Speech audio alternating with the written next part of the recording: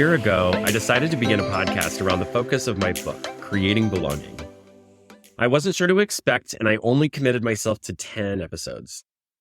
What surprised me is that producing the podcast was one of the best things that I did last year. It was great to engage with others, share their stories, and learn more from them. Through their stories, it actually helped me deepen my understanding of the work. And it's an interesting thing to develop a model. One would assume that if it's your creation, it should all make sense or that you had thought through everything. But that's just not true. It was through my conversations with others, hearing their experiences and contextualizing them into the Creating Belonging model, that I gained a deeper understanding of some of the pockets and corners around it. I hope the stories helped you as well, and I can't thank my first season guests enough for their participation in the podcast.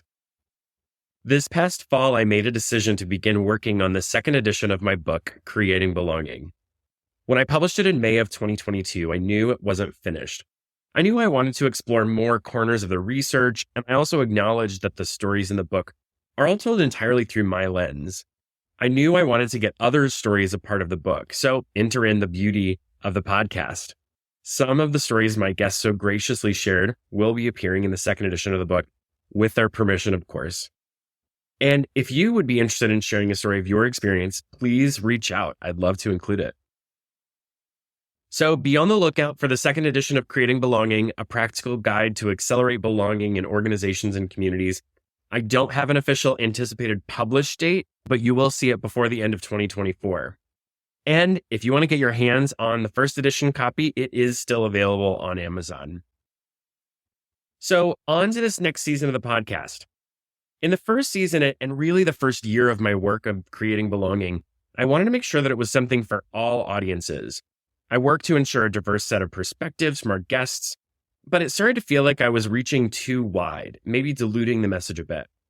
And so while I still want the work and my guests to be from all backgrounds, I've decided to pivot slightly this year.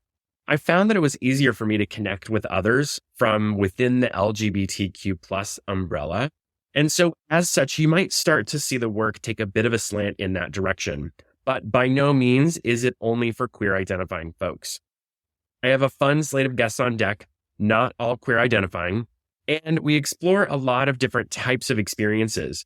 We'll talk deeper about religion, family dynamics, non-traditional relationships, and then, of course, we'll talk about some good and bad bosses.